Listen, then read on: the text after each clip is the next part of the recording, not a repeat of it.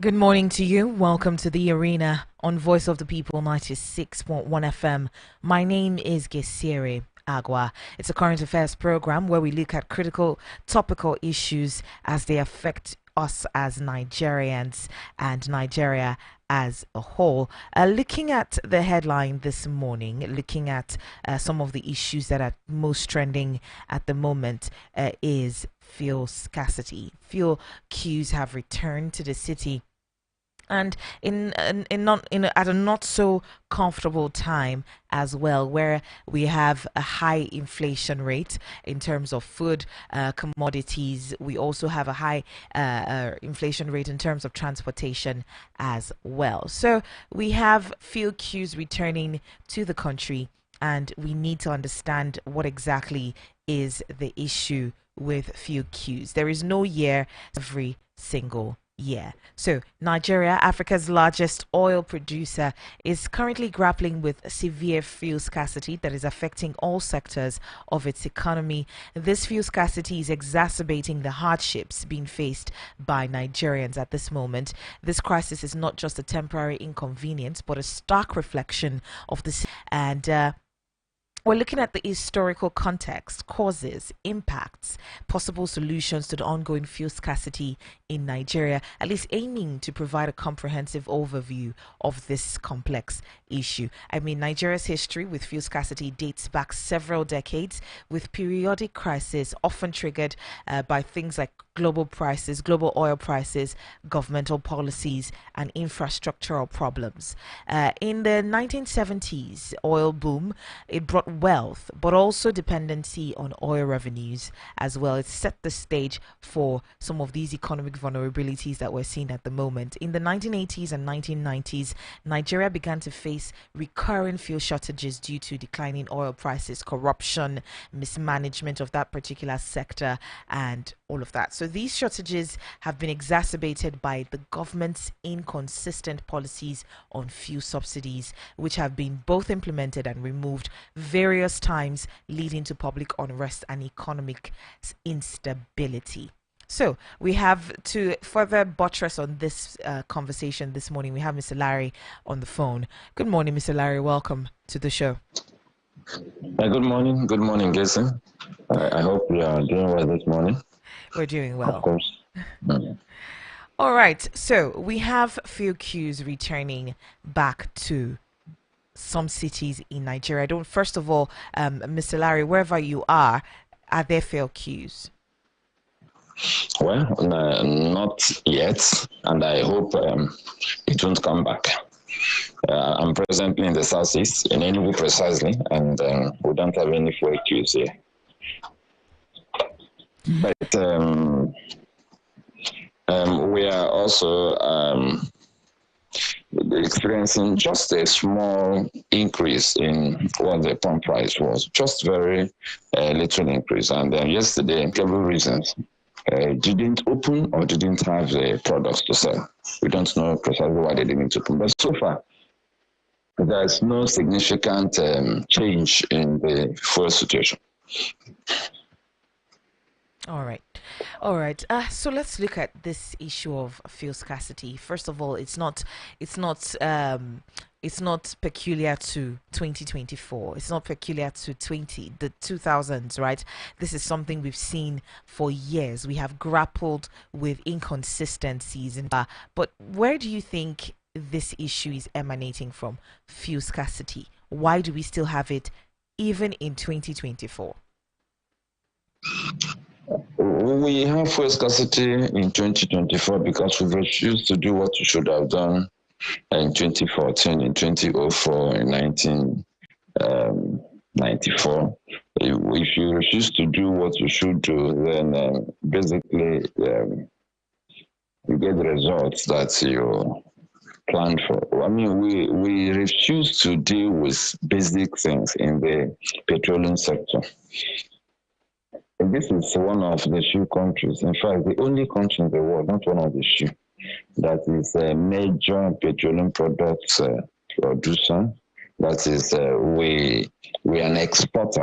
Well, we're a major exporter, one of the biggest in Africa of crude oil, and we don't have a functional refinery. that we don't have any major functional refinery. The ones we had before have shut down. Now we have the Dangote refinery, that is a private refinery. But all of the federal government refineries that we had, before now we had 4, are all shut down for inexplicable reasons. Kaduna refinery, at the time it was built, was one of the best in the world, built by the Japanese. And I don't know how we just woke up and deliberately sabotaged all of these refineries just so that people, individuals, will benefit from the pain of the people. So one of the things that brought us here is greed, insatiable appetite for wealth. We played games with the industry, corruption took its toll, and before we knew what was happening, we successfully damaged the entire industry. Of course, because of the way we manage things, our pipelines were also vandalized. They kept telling people that all of the good things they were expecting were the pipeline. And after some time, people decided to open those pipelines to know if they could find those things, since these things were not coming out after years. Because I remember that they used to tell us that good education, the pipeline, good roads in the pipeline. So after some time, some boys who were impatient decided to start opening the pipelines to check whether those things were stopped. And when they started damaging our pipelines, it complicated our problems. Nigeria is one of the few countries in the world with moribund storage depot scattered across the country, across the nation. You have a waste. Before now, we used to pump petroleum products from the refineries to the different depots scattered across Nigeria. And those depots were contrasted on the basis of the need of those cities and the environs. So if you have a depot in Abuja, you should consider how many vehicles that you have in Abuja, provide strategic storage and all of that. So the pipeline will supply petroleum products to the depot, and then from the depot, small tankers would distribute to the stations. And that process actually not only made our roads safer, but also improved the lifespan of the highways. Today, the pipeline system in Nigeria has totally collapsed. That is why we hear things like, oh, there's flooding at Lokoja, so we can't supply fuel to Abuja. Oh, the road from Abuja to Benin is bad, so we can't supply, the tankers are stopped. We hear all kinds of childish and stupid stories. Why our federal capital territory, the federal capital of Nigeria, cannot have petrol. It's only in Nigeria that you move petrol on roads. In other countries, you use pipelines, or worst case scenario, you use the rail system. Rail system. Even Nigeria used the rail system to move petrol before now. That is outside crude oil. We move petroleum products on rail tracks. You don't supply the entire country petroleum products by road. Trucks. And then you're endangering the lives of the people. We know how many times we've had explosions, we've had people consumed by infernos. And then we also know what the sheer weight of those trucks do to our roads. So every single year, every other year, we are reconstructing major roads in Nigeria. So we have inadvertently, because of greed and corruption, destroyed one of the most critical sectors of our economy, that if you don't manage well, you can't possibly run the nation successfully. It's one of the things that actually added up to the exit of a lot of companies from Nigeria to Ghana. The issue of cost of energy, not only electricity, but sometimes you don't have electricity. I don't have diesel to power your generators, or the diesel is not just affordable. So we have over time made it impossible for the sector to operate normally, and the corruption is so entrenched that you can't even touch it. You may recall that one day in the recent past, a young man who called himself Mr. Integrity woke up and said he wanted to check exactly what was happening in this fuel subsidy sector. And you know what he did to his career? He was set up, and then his integrity crashed, and the probe crashed. We didn't hear anything about it again. But we get to hear stories about billions of dollars being frittered away by the cabal that controls the petroleum sector under the name of subsidy. And that's why even after we try, no matter how hard we try, the subsidy doesn't just go. It's still there, and the money is still being shared. And the thing is so opaque that you don't even know precisely who is subsidizing what. And we are so dependent on petroleum products. We are not thinking of diversifying our fuel system. We have abundant gas in Nigeria. We are one of the major custodians of gas reservoir in the world. But we're not doing anything. We're paying lip service to CNG and other solutions that are supposed to be gas powered and not petrol powered. The world is moving towards climate change. Bangladesh actually supplies 20 million Bangladeshis electricity through renewable energy systems, the biggest in the world. Before now, they were supposed to be poor. Now, look at the story we are telling about Bangladesh. But we are still talking about, it's raining, so we can't load petrol. That mother ship and daughter ship cannot, all sorts of dumb stories. And these guys are not ashamed to tell these stories. My pain is that one of the consistent promises that people make when they campaign, politicians, when they campaign for presidency, that they will end fuel scarcity. Everybody says it. Nobody does it. It's a shame that we are still discussing fuel scarcity in Nigeria. It's a very big shame. I don't understand why we should be doing that.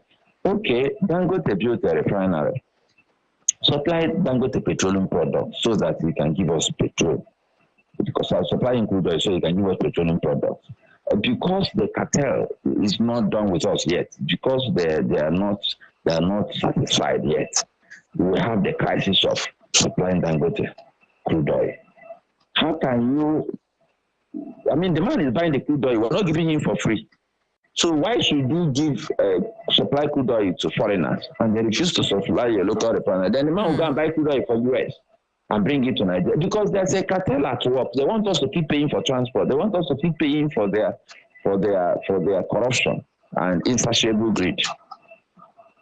So there's a human element to this. In fact, everything boils down to the human element. But there's the obvious human element, inability to do their jobs well, put all of us in jeopardy. Because they're not thinking straight. We are not thinking of how to revive our pipelines. There are pipeline monitoring systems that can ensure that the pipelines work. But assuming we can't manage pipelines, what happens to railway systems? What is wrong with having railway lines from Port Harcourt to Maiduguri and then all these things by railway? So I think the most important factor for me personally that makes it impossible for us to have consistent supply of petroleum products in Nigeria is the greed and corruption that has gone to characterize that industry so much that it's a cycle, and that greed and corruption pervades the entire industry. Even filling station owners, are happy, they benefit. So when there's a price hike, after that, you see them renovating stations, buying new cars, just smiling to the bank. But then they say that God has blessed them. I don't see how people suffering can be a blessing to a man who is sane. Mr. Larry, you talked about corruption, right? We know that this particular oil sector is one that has been riddled. There's a lot of secrecy. We do not even know how much barrels per day we produce. We don't know how much we're even paying on the fuel subsidy, if we're even paying the fuel subsidy in the first place, because the government has yet to say that they're paying fuel subsidy. There's a lot when it comes to corruption and mismanagement, especially within the Nigeria's fuel supply chain, and it's long been issues over time, right? One of the things that the PIA was supposed to do was help in transparency, creating investment opportunities for local and international investors and all of that, right? The full implementation of the PIA was something that was supposed to be a Hail Mary for now he left office. So why exactly are we still having these issues if the PIA, which was sold as the Hail Mary that we needed to ensure that there was transparency, there was a robust there was a booming of the oil sector, reducing the NNPC, breaking it down into other smaller agencies that would help in ensuring that there's a holistic growth of the oil sector. So, what exactly is the problem with this PIA that we're not seeing it? We're not reaping the dividends of what has been sold as the Hail Mary. Well, I don't think the problem is necessarily the PIA. The challenge is that we find it very difficult to implement legislation, especially new legislation that will solve old problems. Because we forget that there are entrenched interests in the old problems that makes it very difficult for this implementation to happen. Remember that PIA recommended, for instance, the removal of fuel subsidy. And you know that because we couldn't do that, what we did was to even amend the law. So we don't have the moral courage, the political will to do what ought to be done. There are so many things that have been recommended that was recommended by the PIA that is not being done. But looking at the downstream sector and upstream sector, that's the whole value chain. We have not really been able to implement the PIA. One of the recommendations is the privatization, that is the change in NNPC. So now it's NNPC Limited. But if you notice, it was a change of name without just a change of garment, without the change of the person. It's like a human being just changing the garment. So the NNPC became NNPC Limited. It's supposed to function like a corporation. We left the same persons who managed it when it was totally dysfunctional, and that's why it stayed dysfunctional. We have national energy companies, Petrobras and others that are doing very, very well. Unfortunately, that's not the case in Nigeria, basically because we have not been able to sanitize NNPC. Sometimes we don't know what we're supposed to be the income. But if you look at what the Saudis are getting from Saudi Aramco, then you begin to ask yourself, is it the same oil that they deal with, that NNPC Limited actually deals with?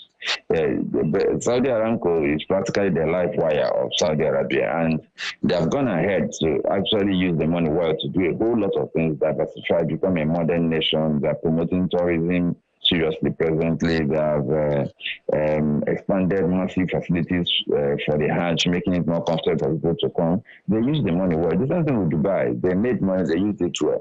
And that's why we started the petroleum industry bill and then went to the act, signed it into law, and we signed a lawyer.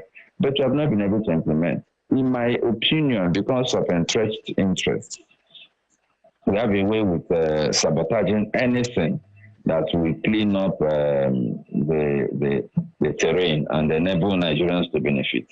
I think that is the major challenge that is dealing with us in this subsector. And if you look at Nigeria, you notice that anywhere you use lots of corruption. Anywhere you for the petroleum industry, with clear rules that everybody would understand and appreciate, and to establish a proper framework so that the whole industry will be commercially oriented and profit-driven.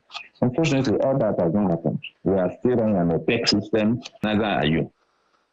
If you're feeling it, to let me know. So I think the problem is the entrenched interests have not, where personal interests override public good. We cannot make progress. That's what's happening to us presently. let's look at infrastructural challenges and the refineries inefficiencies and all of that. So apart from the Dangote refinery, we're still waiting on the Port Harcourt refinery to be completed, right? We've been hearing stories. It's technically complete, but not practically or functionally complete. Whatever that So it's means, technical. it just means it's Mr. Larry, it sounds like a lot to even understand. What do you mean by it's technically complete, but it's not That's what they practically? told us. So sorry, I'm not the PR. I'm not the PR, but they told us it's technically. I was just trying to inform you that it's Yes. complete. But just that it's technically complete, but not functionally complete. I don't know how we can even juxtapose the meaning of the differences between these two No, we statements. invent we invent expressions to cover our ineptitude in Nigeria. I mean, after almost 6 months of being technically complete, no petrol, no diesel, no kerosene, nothing. People are earning salaries. It's technically complete, which means contractor may have been paid. They didn't even tell us. But where is the petrol? Where is the diesel? Where is the anything at all? Nothing. But it's technically complete. So we even manufacture new expressions to cover our inability to perform, to deliver simple results. I was just trying to inform you that it's technically complete. You said it's not complete. It's technically complete. Okay, so we have the country's four main refineries. I mean, they've been running at minimal capacity or even very little. This is due to mismanagement, lack of maintenance, and the aging infrastructure. Now, I want to look at the pipelines because we're talking about transportation. This issue of transportation of fuel it's recurring, right? Every single time there's rain, every single time there's one issue with the road, we feel the brunt of it, right? So there's issues with the pipelines. We know that it works at some certain points in time, but there are a lot of issues. Like we have people who tap from the petrol. We have some people who have a direct tap in their houses getting these petrols. We have people who vandalize the property. Now I'm talking about the responsibility of us as Nigerians in also adding to this issue of fuel scarcity. Well, when you talk about people vandalizing pipelines, tapping into pipelines, you ask yourself questions like, how do you get the level of expertise required to tap a pipeline? That's to open the very thick metal gauge and attach your own pipe and then get your supply. Mr. Larry, It means that necessity is the it mother means of that inventions. no, So, it's not even that they didn't invent anything. These are people who worked in the same sector that are corrupt. But let me remind you that you cannot successfully tap a pipeline and weld when there is flow of products. So who tells them when the products are not flowing? So you tap at this time, weld at this time. Then when it flows, you collect. I'm still going back to the same good old or bad old corruption. If you touch a pipeline when the products are with the pressure, in fact the person will just go from that point to the grave. But it doesn't happen. They always know the right time to tap, join, and then draw. And then why don't we have pipeline surveillance systems in Nigeria? We are probably the only country that has an extensive pipeline infrastructure network, but we don't have monitoring systems that will give you real-time information where if you just do boom on the pipeline, that is once you touch it with any motion method, any device, sensors. it will not only tell us that you touch it, you tell us where you are touching it. We have been talking about these things and nobody's listening, basically because the people who are supposed to protect our pipelines are in cahoots. They are in alliance with the people who damage our pipelines. That's my personal opinion. And that is what I believe is happening. If you go and check the records, Nigerians have been screaming from the rooftops.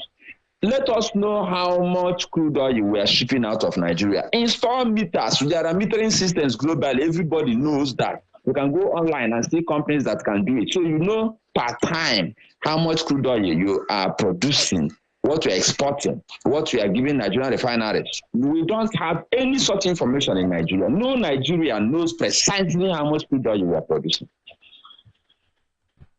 So what it tells you is that they deliberately made the system opaque so that they can do what they like with our resources.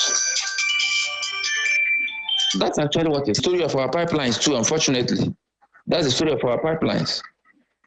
And we need to get to that point where we find a way to put square pegs in square holes, put the right people to run this infrastructure, so that at the end of the day, we will be able to make the pipelines functional again.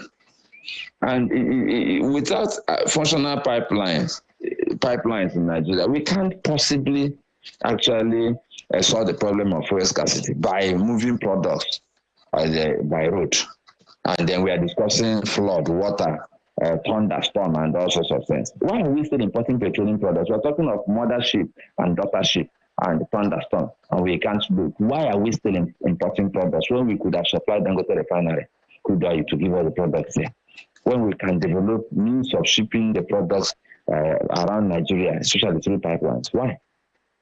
If Dangote refineries can develop about 125 kilometers of pipeline to supply, to ensure that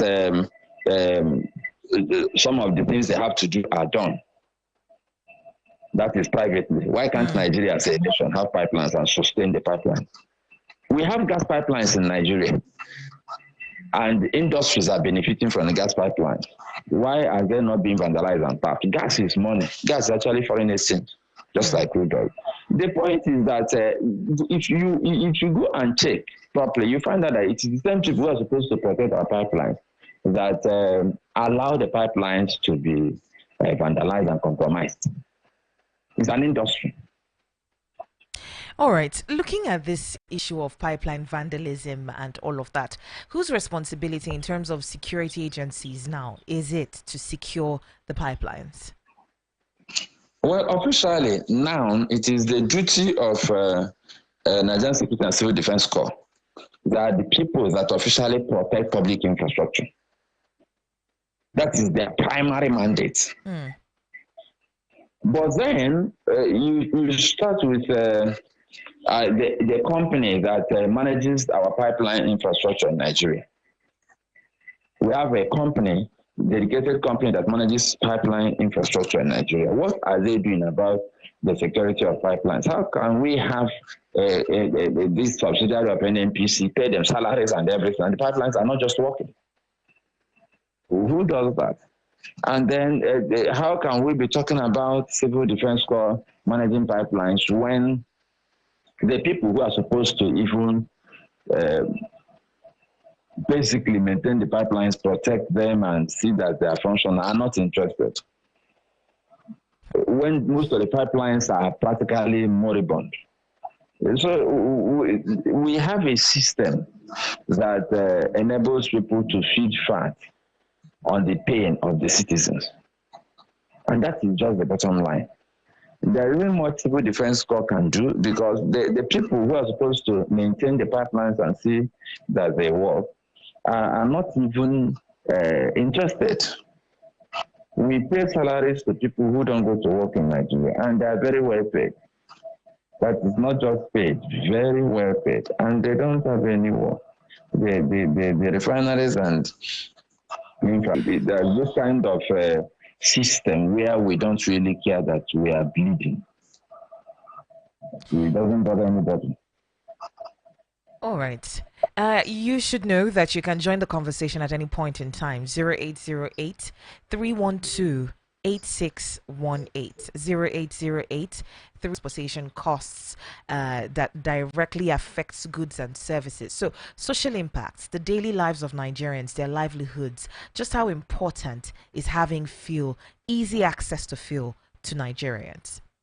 As a side conversation, it will take one whole program to look at the impact of fuel crisis on the lives of Nigerians. But we have several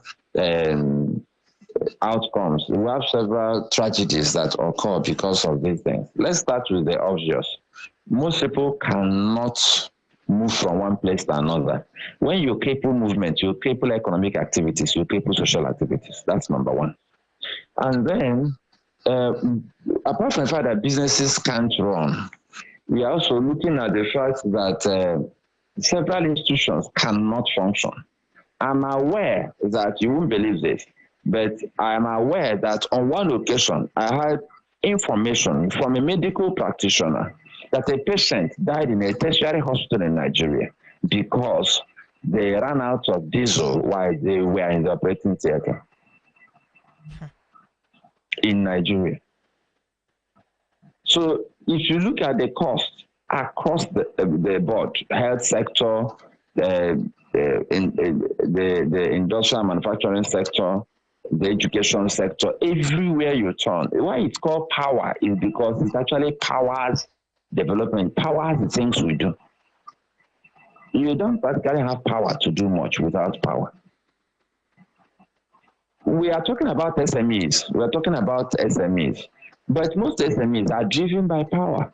If you want to have a cold room, if you want to go into food processing, if you want to have a barbering salon, if you want to have a beauty parlor, you want to do fashion, anything you want to do needs power. So how do you now expect Nigerians to go into enterprise, small scale enterprise when you don't give them power? And then you want foreign investors to come to Nigeria when you don't have power and you're expecting them to buy generators and buy diesel that is not available. How does that work? And you know, we are running around the world begging people to come and invest in a place that's not investment friendly. If we sit down and fix Nigeria, we won't go anywhere to tell investors to come. The investors are shopping for places to invest so that they can get good returns on investment. They are actually looking for good places to invest. We don't have to beg them. But Nigeria is actually begging on one side and then making it impossible for investors to benefit on the other side. So the investors won't come no matter how much you beg them. I mean, you are asking them to come while others are exiting. Those who are here are living in droves. So why should any sane person come in when others are leaving? He will go and ask those who are leaving, why are you leaving? And they will tell him, and you won't come. So these are the challenges we have to deal with. Unfortunately, we are not dealing with these challenges.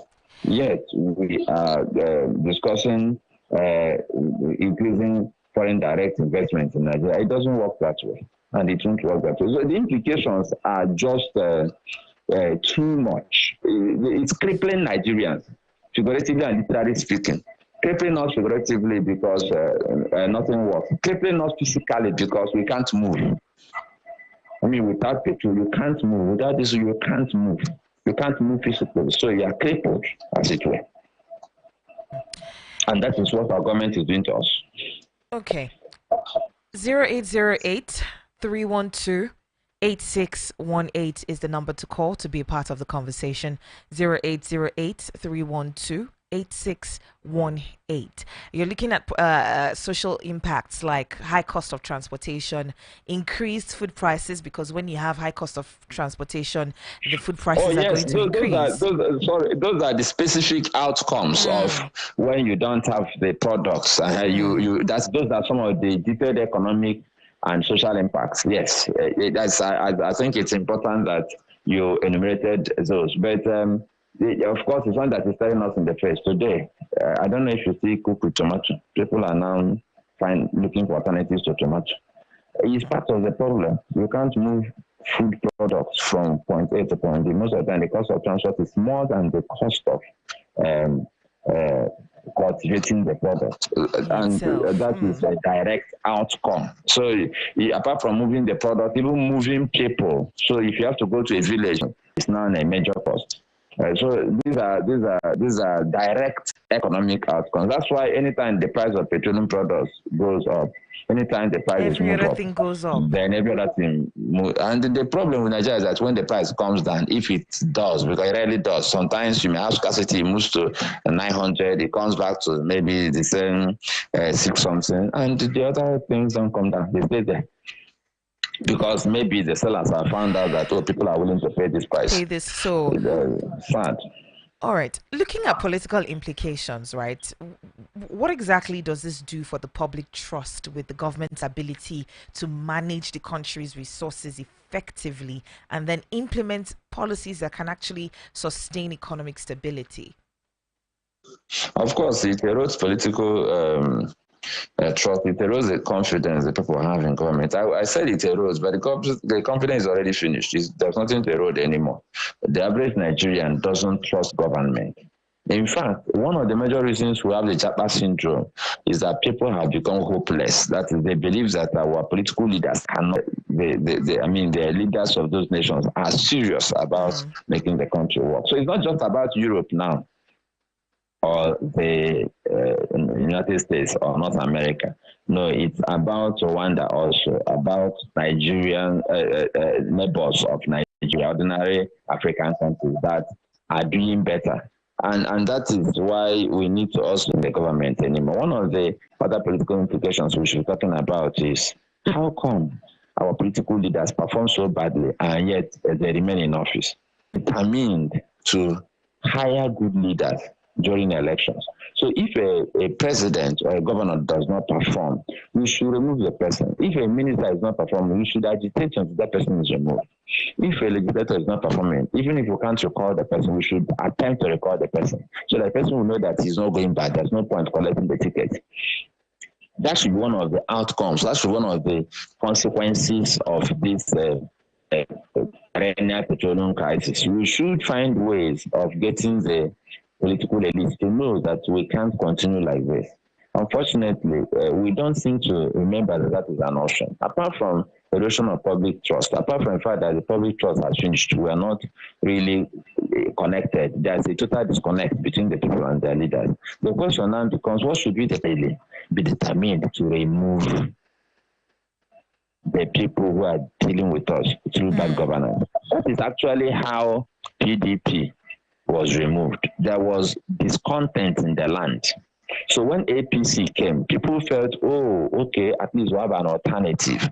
APC couldn't have come into power without the total discontent that people were just tired. And incidentally, life was better then, much better than now. And there is more discontent now. I hope this discontent will also translate to political consequences for those who are misleading us.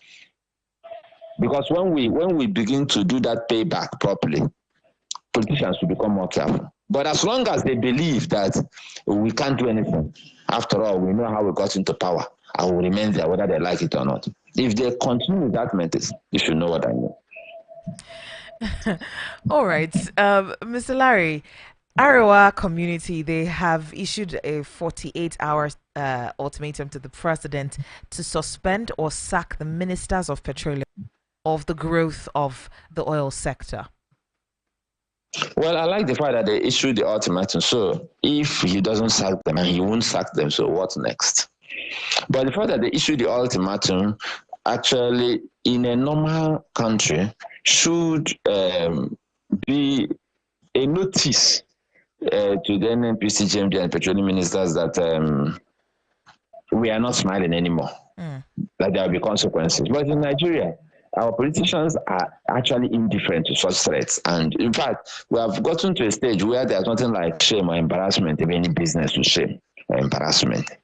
A person that cannot be embarrassed is not a normal human being. That's how Nigerian politicians are. So when you are saying, oh, we will embarrass you, we will tell the president to remove you, we are going to picket your office, we are going to... The only language a politician knows in Nigeria is either you find a way to remove him from the office or you ensure that he doesn't get those privileges.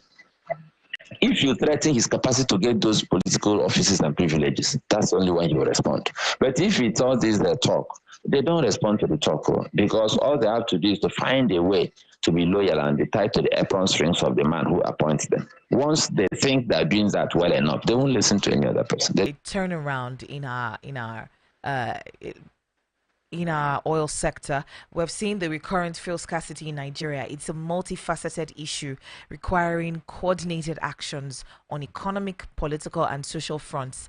While the removal of fuel subsidies or the partial, quote unquote, removal has contributed to this current crisis that we are in, the issues of corruption, these are underlying issues, inefficiencies, infrastructural decay, they must also be addressed. The government's ability to implement effective reforms and manage public expectations will be crucial what it's supposed to do in terms of this. Thank you so much, Mr. Larry, for your time.